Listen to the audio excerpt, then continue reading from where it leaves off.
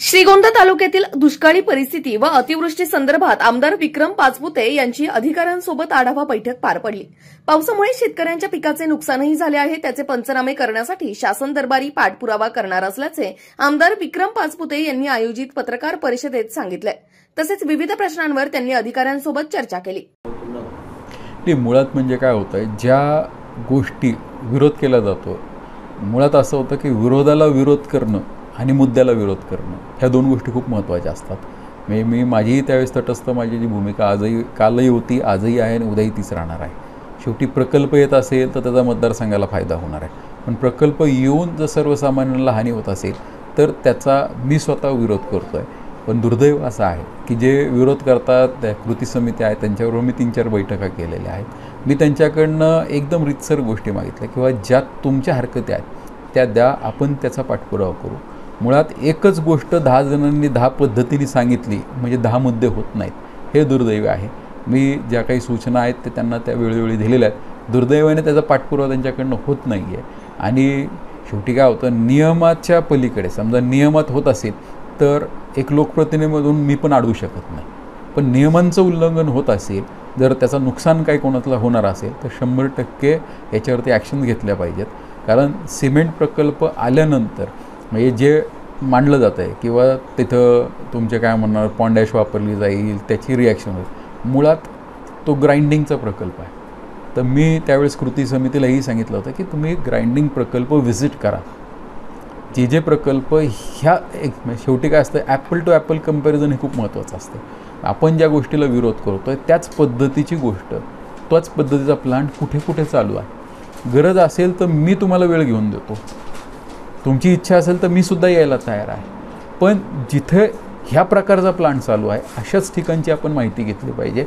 IQ माहितीवरती, सांग्यावरती जर आपण हरकती घ्यायला लागलो तर हरकती टिकणार नाही आहेत। म्हणजे आता मुळात असं आहे की त्यांची हरकत अशी होती सुरुवातीला की कोणालाही न विचारता प्लांट उभा राहतो आहे, तशी काहीच परिस्थिती नव्हती।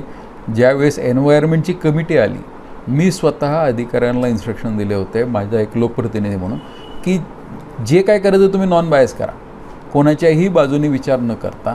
एक तुम्ही तिरस्थ म्हणून जे लोकांच्या हरकती आहेत त्या 100% हरकतींचं तुम्ही कॉग्निजन्स घ्या आणि त्या हरकतीमध्ये तथ्य असेल तर त्याच्यावरती तात्काळ कारवाई झाली पाहिजे। दुर्दैव असं होतं की बोललं जे जातं आहे ते कागदावर येत नाही, कागदावर हरकती ज्या पद्धतीने घ्यायला पाहिजे त्या घेतल्या जात नाहीत। मी त्याच्या सूचना दिल्या होत्या। शेवटी आम्हाला लोकप्रतिनिधी म्हणून काही मर्यादा असतात। उद्या जर हरकती योग्य पद्धतीने घेतल्या नाहीत आणि फक्त बोलत राहिलो की उद्या असा त्रास होईल तसा त्रास होईल, पण ते जर कागदावर आलं नाही तर उद्या प्लांट होण्यापासून आपण कोणी रोखू शकणार नाही। त्यामुळे मी अजूनही म्हणजे वेळ जी गेली नाही आहे, अजूनही कोणाच्या काही शंका कुशंका असतील आपण करू शकतो। कारण जोपर्यंत प्लांटला एन्व्हायरमेंट क्लिअरन्स मिळत नाही तोपर्यंत आपल्याकडे तो स्कोप असतो। मधला काळ आपल्याकडे हरकती घेण्यासाठी होता, हरकती पुढे ढकलण्याची त्यांनी विनंती केली जी पॉसिबल नाही आहे, कायद्यात तरतूदच नाही। शेवटी कायद्याच्या वर ना मी आहे ना तो सिमेंट प्लांट आहे किंवा कोणता एखादा ग्रामस्थ किंवा नागरिक आहे। त्यामुळे कायद्याच्या चौकटीमध्ये काही बसत असेल तर आपण ते रोखू शकत नाही। कायद्याचं उल्लंघन होत असेल तर आपण 100% त्याच्यावरती ॲक्शन घेऊ आणि माझं 1% सुद्धा या गोष्टीला समर्थन राहणार नाही। फक्त ते कायद्यामध्ये आहे की नाही ह्याची जाणीव आपण सगळ्यांनी करून घेणं गरजेचं आहे। नव्हतं आपण एकाच आंदोलनामध्ये सहभागी झालो होतो, टोल नाका जवळजवळ 4 महिने आपण बंद ठेवला होता। काही तांत्रिक अडचणी होत्या, पण आता त्या तांत्रिक अडचणी त्यांनी दूर केलेल्या आहेत। त्यामुळे आता टोल नाका बंद करणं शक्य नाही आणि खासदाराची मागणी करतात, म्हणजे शेवटी ते खासदार आहेत, त्यांचा दिल्लीपर्यंत ॲक्सेस आहे, त्यांनी तसा GR द्यावा। कारण काय होतं, मी मगाशी जसं म्हणलं की नुसतं सांग्यावंग्यावरती गोष्टी चालत नाही। सरकार प्रशासन हे कागदावर चालतं, नियमांवरती चालतं। त्यामुळे असा कोणता नियम आहे, मुळात काय होतं की आपल्याला सांगितलं जातं की 20 किलोमीटरपर्यंत टोलमाफी, तर तसा कोणताही दुर्दैवाने नियम नाही आहे। म्हणजे मी आपल्यामार्फत शासनीय